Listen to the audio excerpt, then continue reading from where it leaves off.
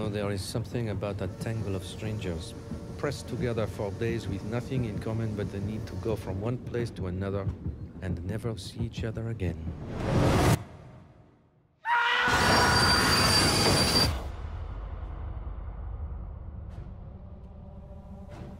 I see evil on this train. A passenger has died.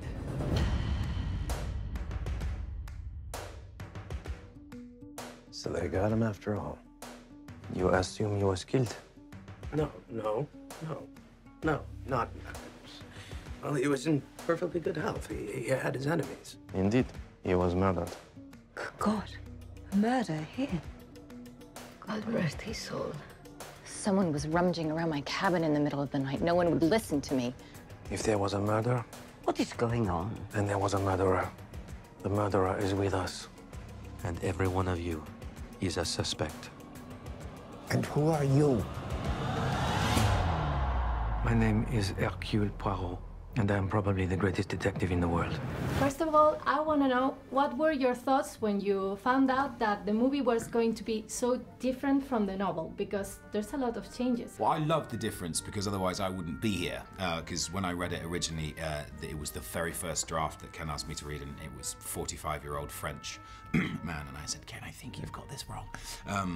But obviously, yeah, he said he wanted to change it, so I loved it. I read the script first. So all I knew was the script. I hadn't read the book yet. I hadn't seen the film. So I knew the script first and foremost, and then read the book. So I was able to sort of appreciate where things had come from. Yeah, so I was pleasantly surprised. Reading the script first, it reads like a modern thrill ride. You know, it's exciting and keeps you guessing the whole time. And so to go back and watch the film and go back and read the book, you know, to see those changes, I thought they did a great job at making it exciting for today's audiences. I love all those changes because otherwise, why go and see it? It's a reason to go and see it. They've changed Manuel's character is different, Penelope's character is different, Leslie's character is different, but they are still faithful to the Agatha Christie. You know, they've been inspired or taken directly from other novels. So we're not. I don't think Agatha will be turning in her grave. Hopefully.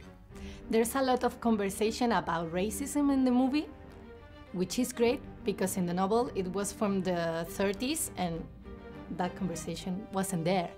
So do you think that's important for nowadays to talk about that in this movie? I think it's really, it was really smart and necessary because if you're gonna make those changes in casting and in the script, you have to deal with the realities of that, what those implications would have been on that train. And so I just thought it was so smart of Michael and Ken not to ignore the fact that you have me and you have Manuel and you have Penelope in these parts. You know, what would that mean then on this train car? Yeah, I mean, the first people who everybody automatically goes to are the people who are different. And I think that adds another layer that's also a compelling reason for Poirot to even take this case on. Because he knows that automatically fingers are going to point to him. Fingers are going to point to Manuel's character or Penelope's character. And so it adds an extra layer to it that I think is really lovely. In your case, Derek, your character is one of the most, of the closest to the victim. How would you describe this butler and how was the experience of working with Johnny Depp? Wonderful, quite exciting. And is this the character you're describing? No, I'm describing Johnny Depp. I was playing a very old Mercutio in Ken's production of Romeo and Juliet last year in London. You were brilliant. And oh, well, I only said it so you would say that. And at one point, Kenneth came into my dressing room and said, "How would you like to be Johnny Depp's butler?" And that's really my story. I said, "Of course, I'd like to be Johnny Depp's butler." So many suspects and so many great actors. How was working on set? Because, I don't know, so many stars must be like... It was fun. It was great fun. We had a ball. We laughed and we worked. Incredible, slightly overwhelming and intimidating, but just really exciting. And yeah, it was one of those projects where there's never a moment you're not aware of how fortunate you are to be there. very quickly became a wonderful company.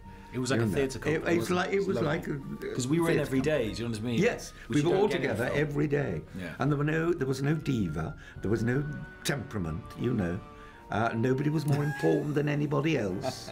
You know, and the people had people looking after them. The people were kept well away. We were all a company of actors. Yeah. In your case, Manuel, your character, you have to like leave breadcrumbs but not saying much. How did you approach your character? As soon as I read when I came back to the novel and when I read the script, I don't know why I had this vision of Marquez, which is Foscarelli on the novel. You know, of being very. I picture this crab of. You remember the Little Mermaid? Sebastian. Yeah. You know, very open, very flamboyant kind of guy. Not flamboyant, yeah, very larger than life guy, open book, you know. What is the most exciting thing or the most appealing thing for those who have read the book? Because they already know how it ends. I think watching Manuel perform a character as a crab. I can't believe you based it on a crab. That's so good. Yeah. I've got to come see it. I'm going to go and watch it again now. And not just any crab, the Little Mermaid crab. Yeah, Sebastian. The seaweed is always greener. I think it's a thing of how it's uncovered. And how is a story told? It's a reincarnation with a new group of people, so there's automatically going to be a different energy between everyone. And I think the magic of Christie's work is that it's not really about who, it's about why and the connections and why do people do the things they do, and how does one thing happening here affect one person over here and then someone over here and someone over here. The real killer is one of you people. Train's stuck. I'm sleeping here, where everyone can see me, and I can see everyone. Keep your mouth shut. I didn't do it. I would not lie. The world's a cruel place.